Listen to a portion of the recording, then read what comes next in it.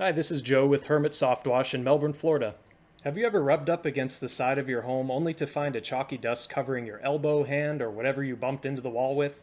That's oxidation. Oxidation can be removed, but not without a lot of effort, and it always comes back, unfortunately. Oxidation can be a real problem on a home's exterior, especially in Florida, where UV exposure can accelerate paint oxidation. Pressure washing and even soft washing cannot tackle oxidation, unfortunately.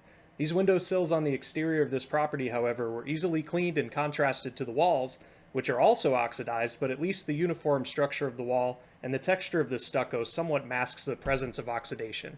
The window sills, however, clearly show heavy oxidation from old and failing paint, yet they are fairly easily cleaned with some general-purpose degreaser, a soft bristle brush, and some old-fashioned elbow grease, and that will get it to come up. Just make sure to do a test spot first to make sure it won't damage your paint.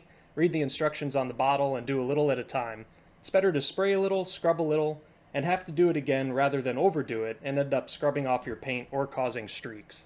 The homeowner said that the windowsills looked like green marshmallows and that she wanted to eat them.